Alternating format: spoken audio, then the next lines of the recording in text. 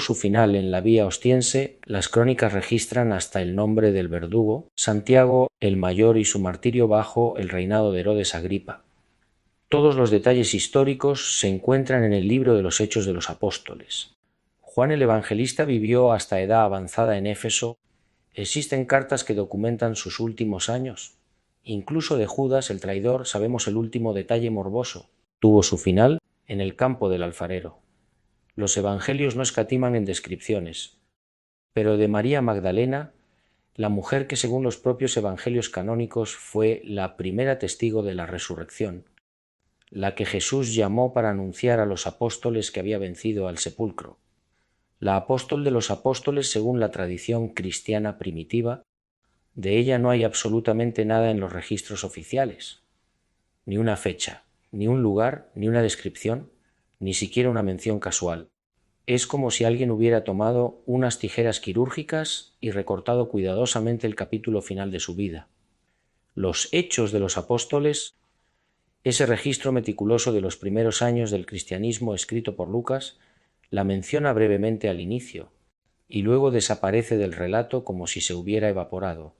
Las cartas de Pablo, que nombran a decenas de colaboradores, líderes, misioneros, mujeres que trabajaban en las comunidades, jamás la mencionan, ni una sola vez. Los padres de la Iglesia primitiva, esos teólogos obsesivos que documentaron cada detalle de la vida de los santos, cada milagro, cada martirio, guardan un silencio sepulcral sobre su final. ¿Casualidad? ¿Simple olvido histórico de escribas distraídos? O quizás algo mucho más perturbador, porque cuando investigas los patrones históricos de censura eclesiástica descubres algo escalofriante. La Iglesia primitiva no olvidaba información por accidente. Cuando algo desaparecía de los registros oficiales, generalmente era porque representaba una amenaza teológica que cuestionaba doctrinas establecidas, o una amenaza política que desafiaba estructuras de poder recién construidas. Y María Magdalena era ambas cosas. Amenaza teológica, porque los textos que sobrevivieron a la censura la presentaban como receptora de enseñanzas secretas de Jesús. Conocimientos que contradecían la autoridad exclusiva que Pedro reclamaba sobre los 12. Amenaza política, porque su liderazgo espiritual desafiaba la estructura patriarcal que la Iglesia institucional estaba construyendo sobre los cimientos del Imperio romano. Pero hay algo aún más inquietante en este silencio. Cuando comparas las tradiciones orales preservadas en comunidades cristianas marginales, desde las cuevas del sur de Francia hasta las iglesias coptas de Egipto, desde los textos cátaros que sobrevivieron a la Inquisición hasta las leyendas preservadas por comunidades gitanas. Todas coinciden en un punto escalofriante. El final de María Magdalena no fue pacífico, y las razones por las que falleció son exactamente las mismas razones por las que su fallecimiento fue borrado de la historia oficial. Porque lo que ella sabía, lo que ella enseñaba, lo que ella representaba, era demasiado peligroso para permitir que sobreviviera en la memoria colectiva del cristianismo. Durante los próximos minutos vamos a desentrañar juntos el misterio más oscuro del cristianismo primitivo. Vamos a seguir las pistas que la censura eclesiástica no logró borrar completamente. Vamos a escuchar las voces que fueron silenciadas, pero que aún resuenan en los márgenes de la historia. Vamos a descubrir por qué el Vaticano, durante casi 2000 años, ha mantenido el más absoluto silencio sobre cómo terminó realmente la vida de la mujer más importante del cristianismo después de Jesús. Prepárate, porque lo que estás a punto de descubrir no solo cambiará tu comprensión de María Magdalena, cambiará tu comprensión de todo el cristianismo tal como te lo enseñaron. Las primeras pistas sobre el destino de María Magdalena no están en Roma ni en Jerusalén.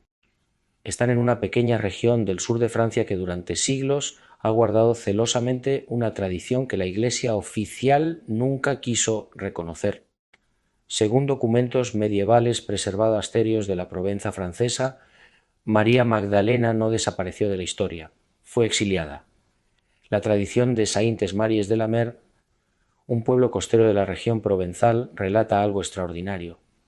Alrededor del año 42 después de Cristo, María Magdalena, junto con María Salomé, María Jacobé, Lázaro su hermano, Marta su hermana y Maximino, uno de los 72 discípulos, fueron colocados en un barco sin remos ni velas y abandonados a la deriva en el mar Mediterráneo. Piensa en eso por un momento. Un barco sin remos ni velas en el Mediterráneo es una sentencia de fallecimiento segura, un exilio diseñado para parecer un accidente, pero según estas tradiciones el barco milagrosamente llegó a las costas de la actual Francia, específicamente a la región que hoy conocemos como Camarga. Suena a leyenda piadosa medieval inventada por monjes imaginativos. Espera, porque Jacobo de Vorágine, el dominico italiano del siglo XIII, documentó esta tradición en su obra La leyenda dorada, uno de los textos hagiográficos más importantes de la Edad Media. Y Vorágine no era un místico fantasioso, era un investigador meticuloso que consultaba archivos antiguos, manuscritos, tradiciones orales preservadas durante siglos. Pero la evidencia más fascinante está en la cueva de Sainte-Baume, esta gruta natural ubicada en las montañas de la Provenza a unos 50 kilómetros de Marsella. Ha sido lugar de peregrinación ininterrumpida desde al menos el siglo V después de Cristo. Las tradiciones locales afirman que María Magdalena pasó los últimos 30 años de su vida en esta cueva. 30 años, no en silencio pasivo de ermitaña arrepentida, sino transmitiendo conocimientos, enseñando, formando discípulos. Y aquí está la parte que la historia oficial nunca cuenta. Según textos preservados en monasterios de la región, María Magdalena no vivía sola en esa cueva aislada del mundo, recibía visitantes, enseñaba a quienes buscaban sabiduría, formaba discípulos en un camino espiritual, mantenía viva una tradición de cristianismo que no dependía de la autoridad de Roma ni de Jerusalén. Un cristianismo de experiencia directa con lo divino, de revelación personal sin intermediarios, de conocimiento interior que no requería permiso de ninguna jerarquía, exactamente el tipo de cristianismo que Pedro y Pablo estaban intentando eliminar para establecer una iglesia institucional y jerárquica. Los registros arqueológicos confirman algo revelador. La cueva de Sainte-Baume fue efectivamente un centro de culto cristiano muy antiguo, mucho antes de que el Vaticano reconociera oficialmente cualquier santuario en Francia, mucho antes de que la Iglesia católica tuviera poder en esa región. ¿Qué significa esto?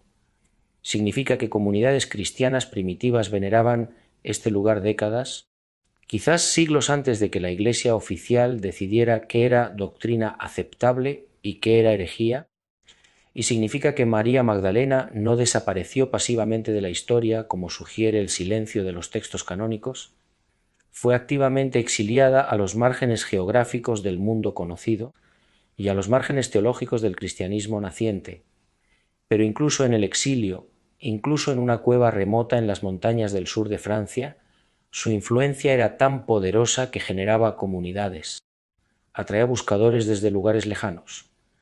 Amenazaba la narrativa oficial que se estaba construyendo en Roma. Ahora viene la revelación que cambia todo. María Magdalena no solo enseñó durante esos 30 años en la cueva, escribió, y lo que escribió fue tan peligroso que la Iglesia intentó borrarlo de la existencia. En 1896, un erudito alemán llamado Karl Reinhardt compró un antiguo códice en un mercado de antigüedades en El Cairo. Ese manuscrito, conocido ahora como Papiro de Berlín 8502, contenía un texto que la cristiandad oficial había declarado perdido para siempre: el Evangelio de María Magdalena. Pero este Evangelio no fue perdido por accidente en algún incendio fortuito de biblioteca.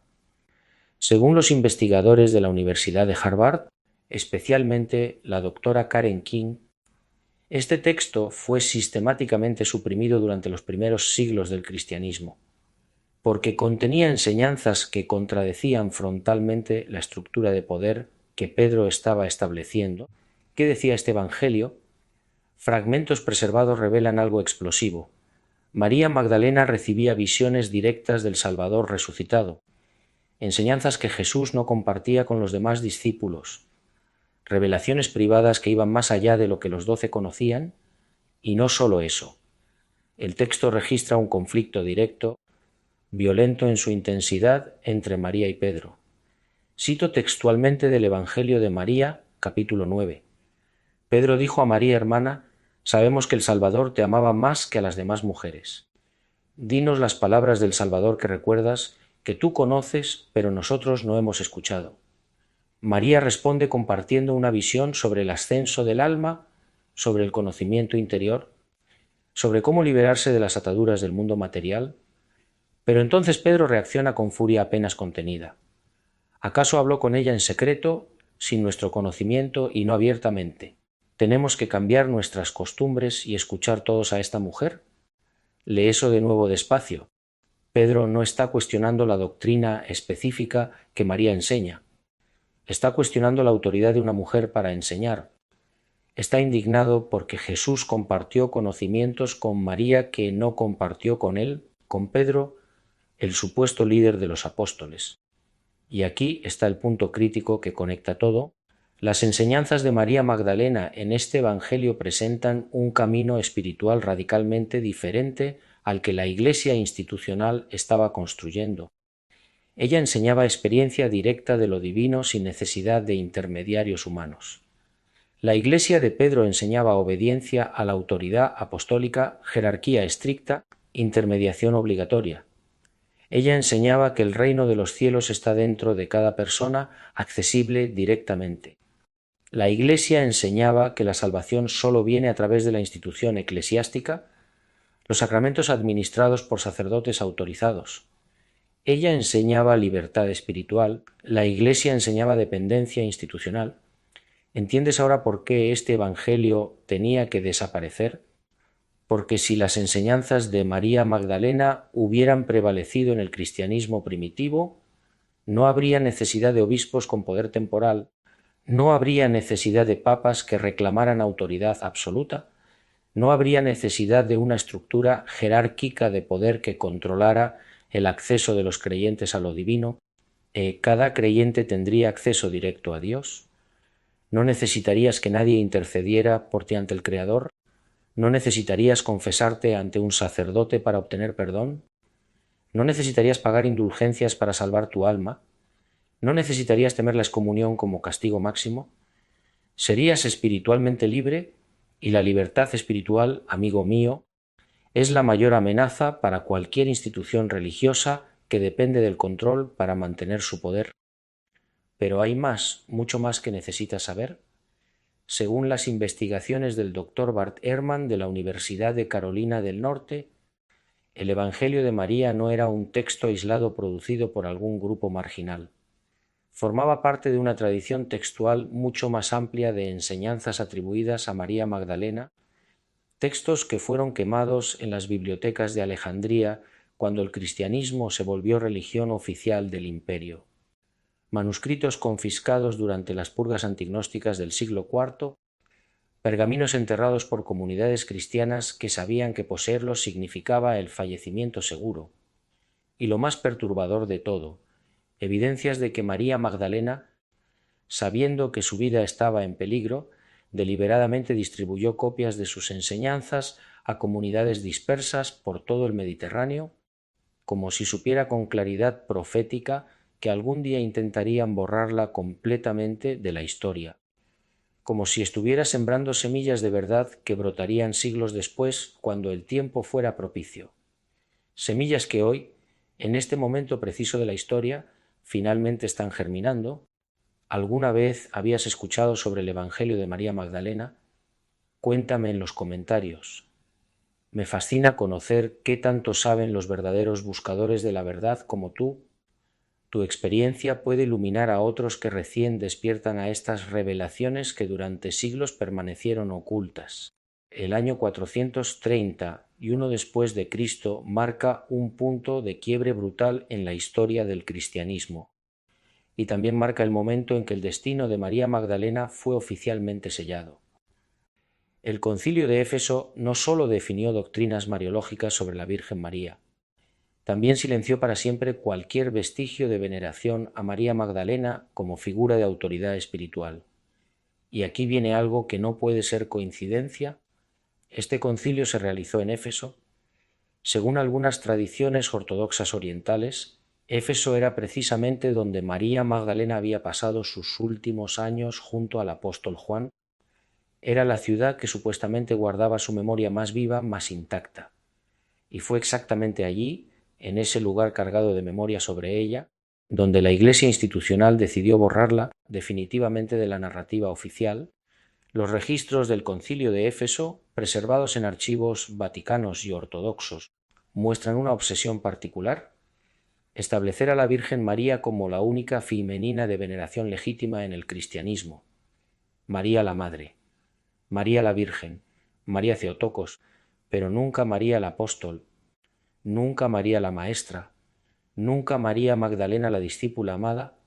La estrategia era brillante en su crueldad calculada: elevar a una María para eliminar a la otra, crear una figura femenina tan exaltada en su pureza virginal, tan inalcanzable en su santidad materna, que cualquier otra mujer quedara automáticamente descalificada, especialmente una que había sido líder espiritual, maestra reconocida y posiblemente compañera íntima de Jesús.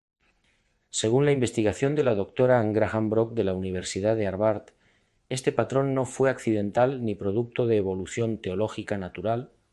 Fue una campaña teológica deliberada, planificada, ejecutada con precisión.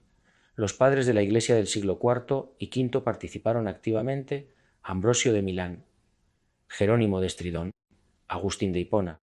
Todos ellos participaron en transformar sistemáticamente la imagen de María Magdalena, de apóstol de los apóstoles a pecadora arrepentida, de maestra espiritual reconocida a mujer difamada, de receptora de revelaciones divinas a modelo silencioso de sumisión penitente.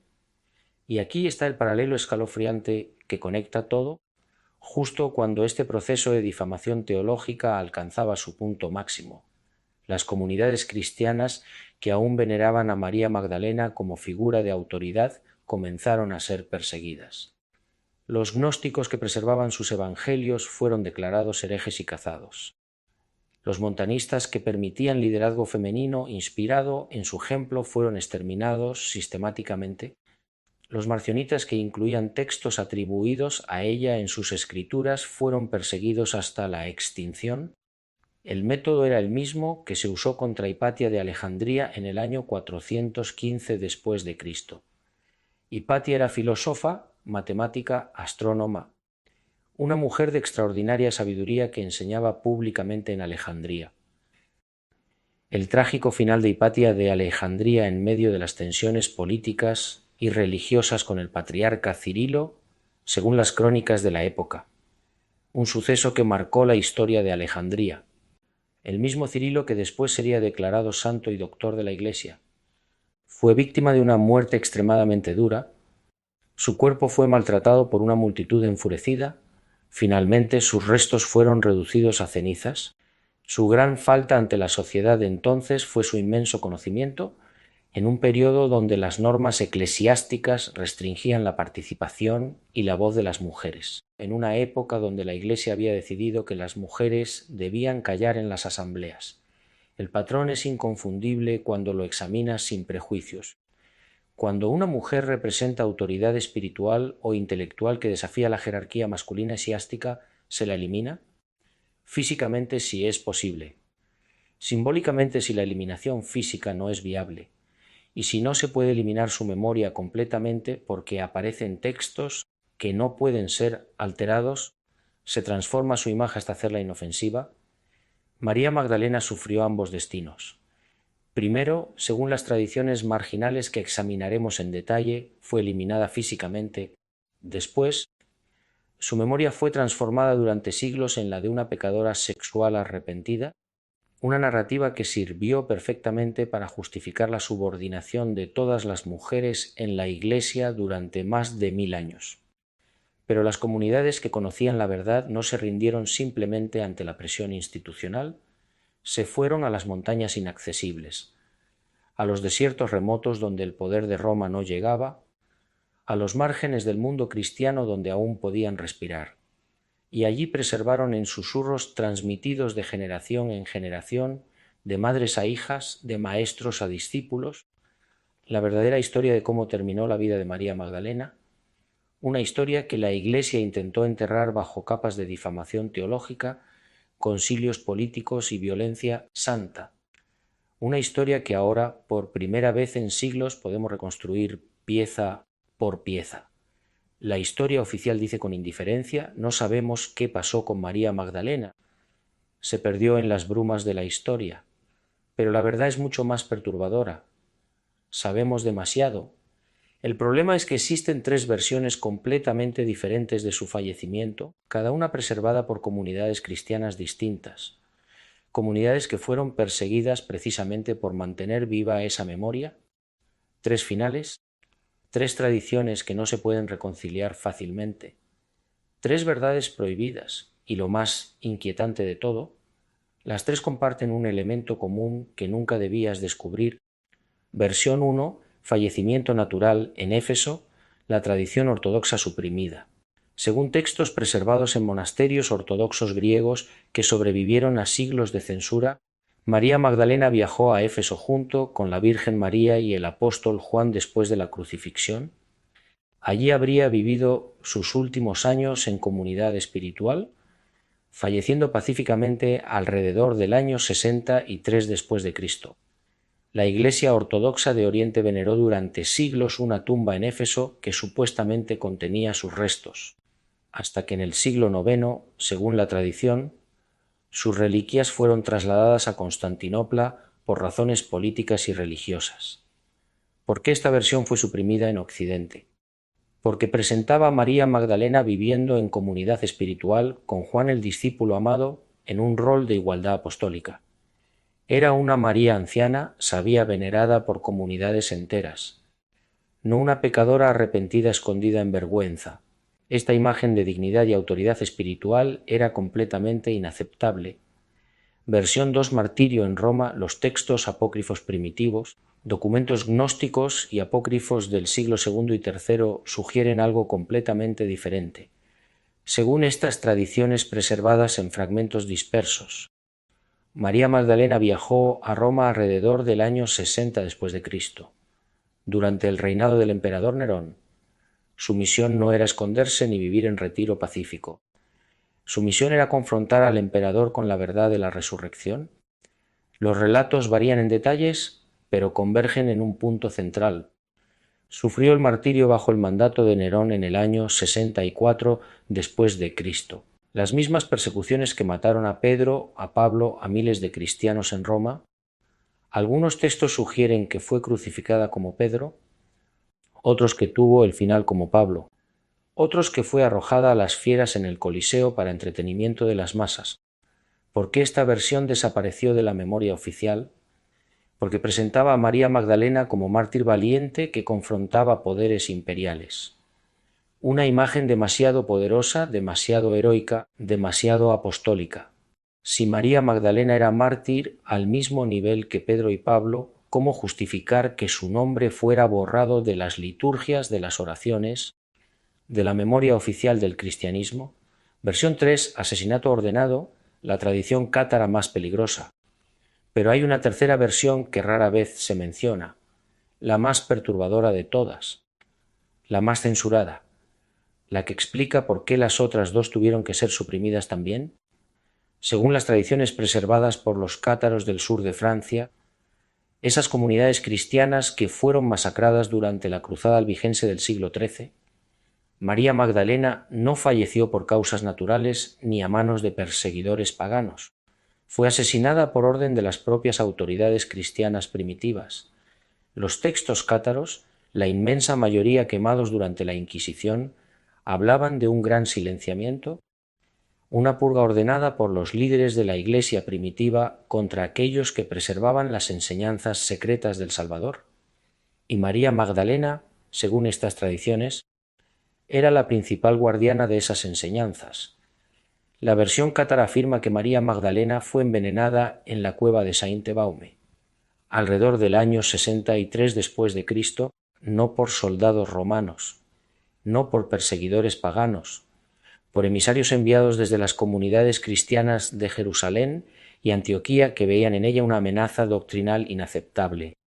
Suena demasiado oscuro, demasiado conspirativo, demasiado radical, pero considera esto con mente abierta. Sabemos históricamente que los primeros cristianos no solo fueron perseguidos por Roma, también se perseguían ferozmente entre sí. Las cartas de Pablo están llenas de denuncias violentas contra falsos apóstoles y otros evangelios. Los Hechos de los Apóstoles registran conflictos violentos entre facciones cristianas. Los primeros padres de la Iglesia escribieron tratados enteros atacando brutalmente a otros cristianos que enseñaban doctrinas diferentes.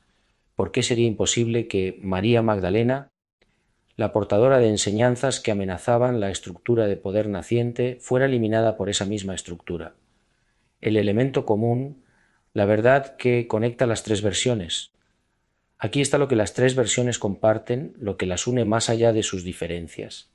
En todas ellas, María Magdalena fallece sin descendencia reconocida oficialmente, sin sucesores nombrados, sin una comunidad que preserve institucionalmente sus enseñanzas con autoridad reconocida. Su línea de transmisión termina con ella, o eso es lo que la historia oficial quiere desesperadamente que creamos, porque si María Magdalena tuvo discípulos que continuaron su obra, si formó comunidades que preservaron sus enseñanzas, si dejó un legado vivo que sobrevivió a los márgenes, entonces no importa exactamente cómo falleció, lo que importa es que su mensaje sobrevivió, y eso, más que cualquier detalle específico de su fallecimiento, es lo que la Iglesia institucional nunca pudo tolerar. Para entender por qué lo que pasó con María Magdalena fue tan censurado, necesitamos hablar de los cátaros. Los cátaros eran una comunidad cristiana que floreció en el sur de Francia entre los siglos XI y XIII. Según investigadores como el Dr. Jean Duvernoy, preservaban tradiciones cristianas primitivas directas de las primeras comunidades orientales.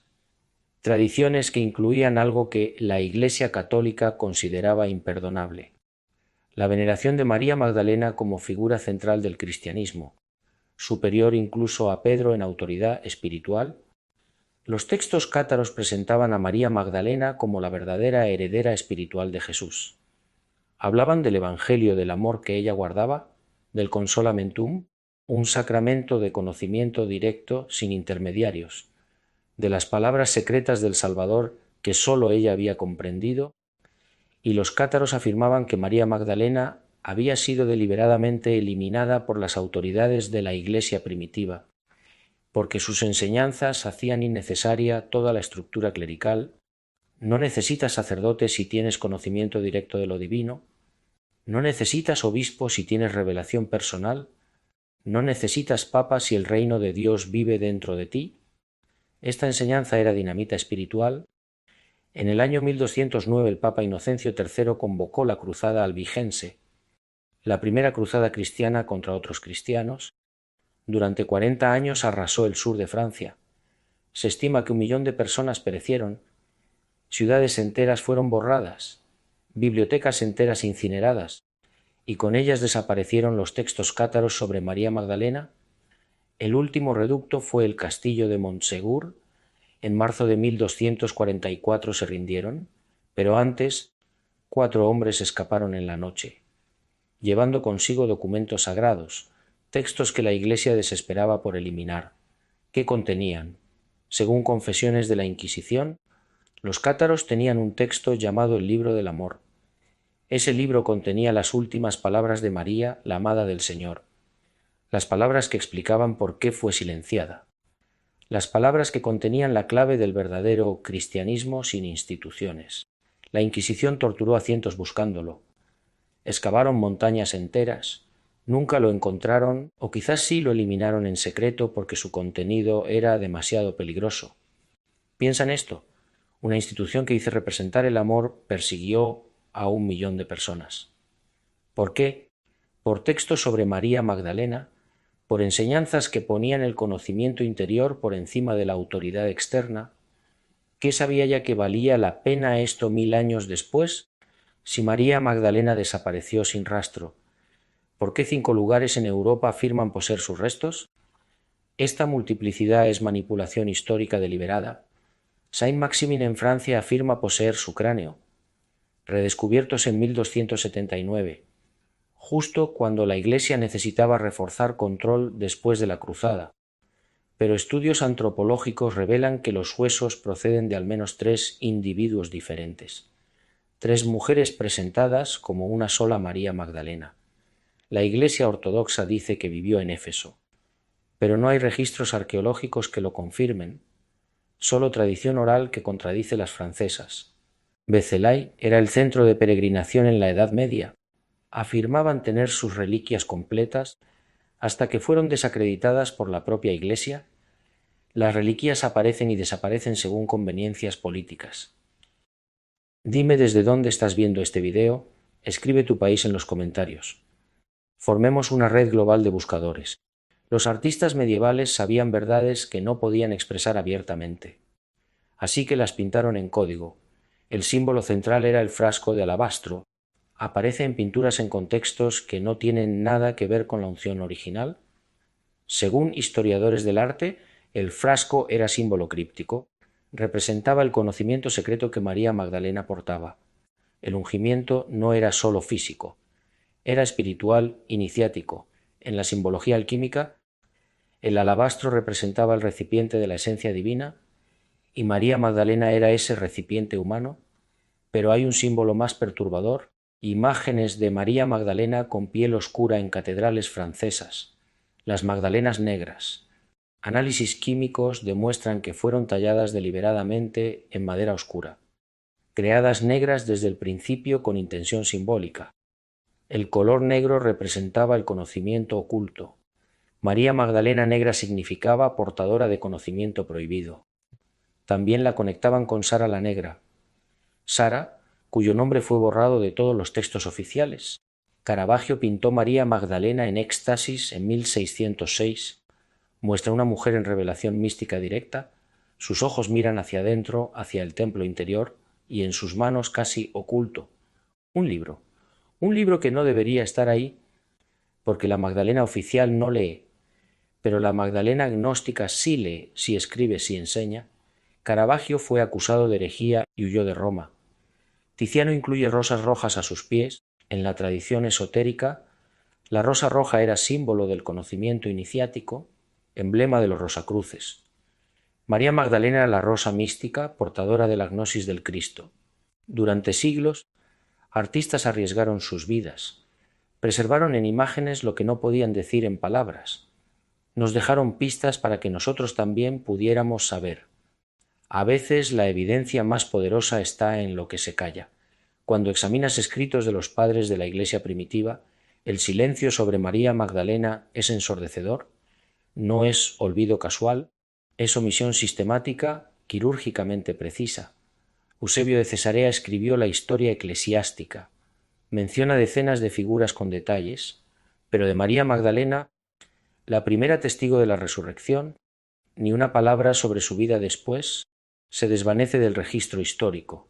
Es posible que olvidara investigar o decidió omitir información que contradecía la narrativa de Nicea, porque Nicea estableció la estructura de poder basada en sucesión apostólica masculina.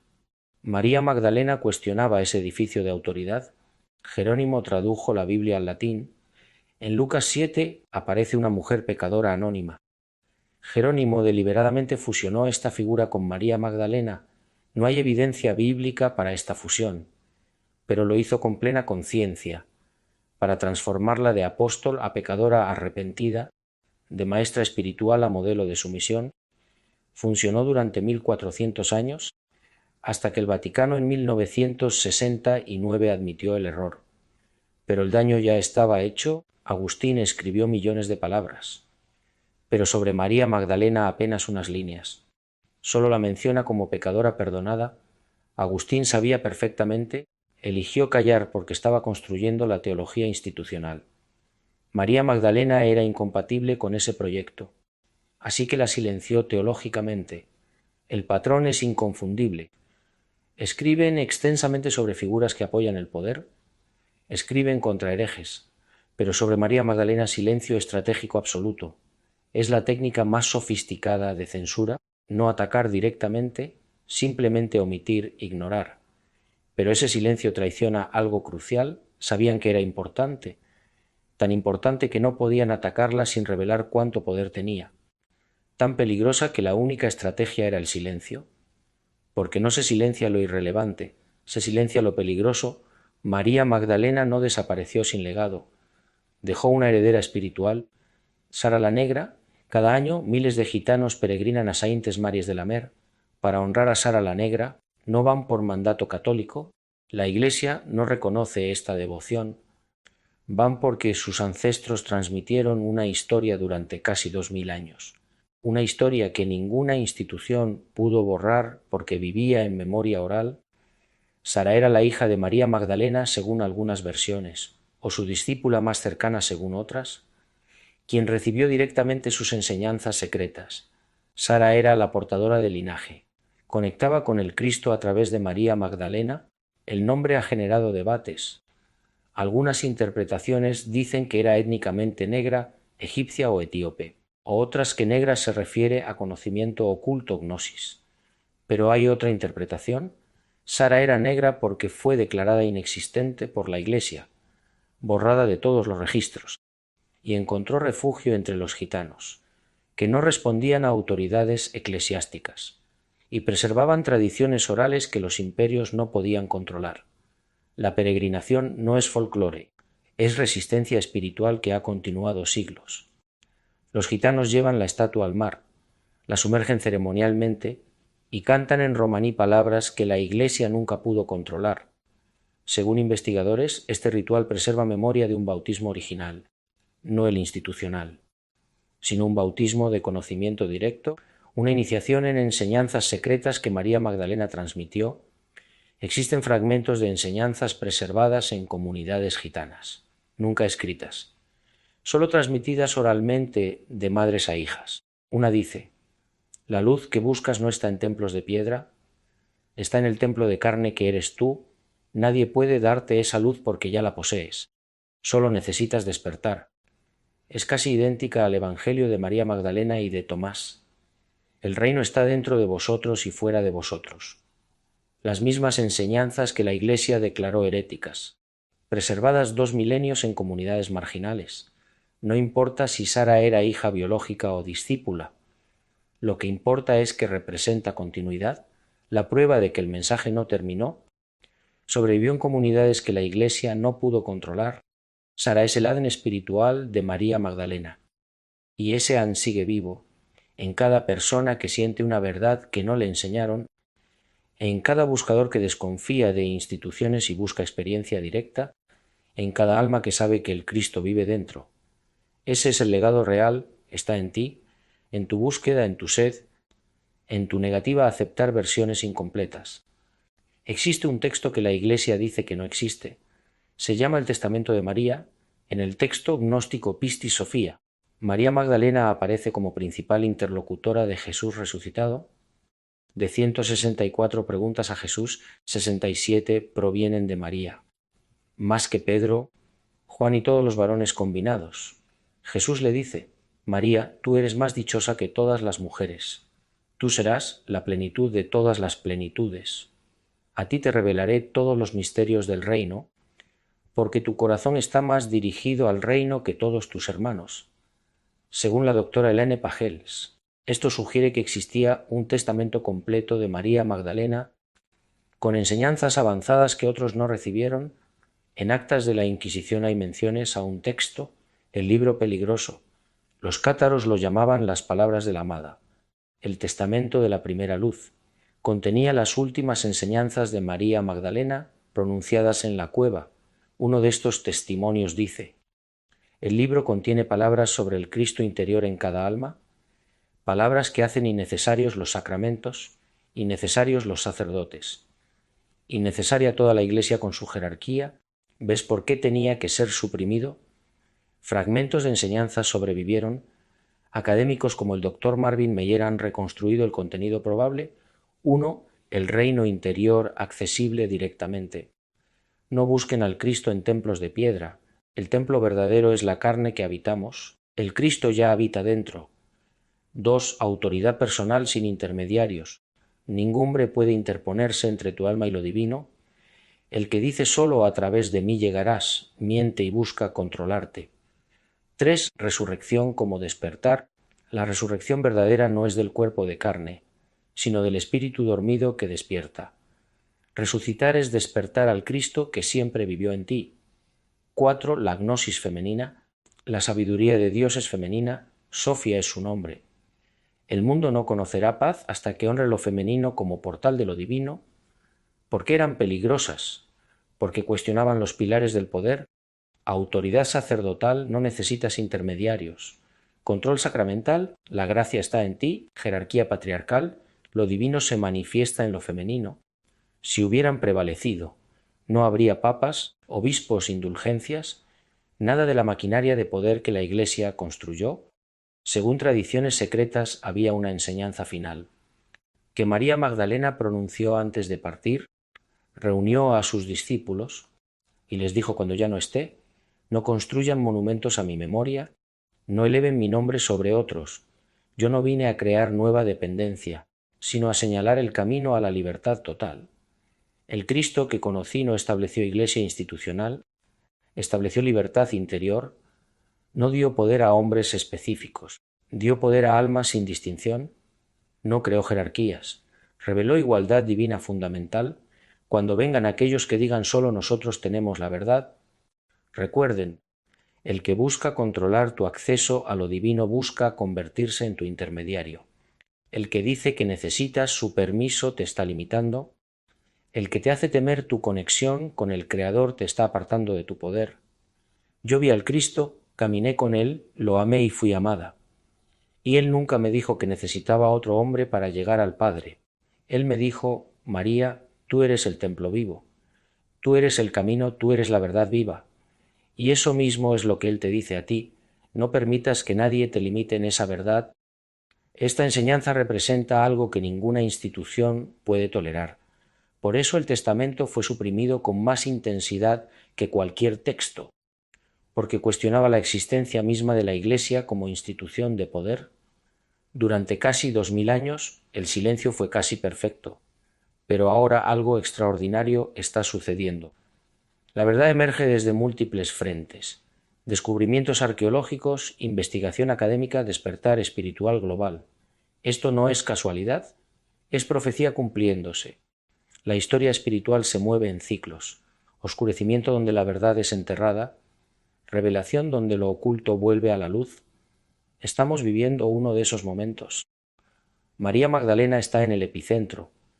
En 1945 se descubrieron los manuscritos de Nag Hammadi, 52 textos gnósticos con evangelios de María Magdalena, Tomás y Felipe, preservados en jarras durante 1600 años, esperando el momento exacto. En 1896 el papiro de Berlín reveló fragmentos del Evangelio de María. En 2012, evidencia de un papiro mencionando a la esposa de Jesús. Abrió conversaciones imposibles de cerrar. Cada década trae nuevos descubrimientos, confirmaciones de lo que tradiciones marginales siempre supieron: el despertar del femenino sagrado. María Magdalena es símbolo del principio femenino divino suprimido durante milenios, y ese principio está resurgiendo en décadas recientes. Movimientos de empoderamiento femenino, cuestionamiento de estructuras patriarcales religiosas, búsqueda de espiritualidad directa, rechazo a sumisión ciega. María Magdalena emerge porque la conciencia colectiva está lista. Durante 2000 años no estaba preparado, pero algo cambió. La información ya no puede controlarse completamente. Textos antiguos están digitalizados y accesibles.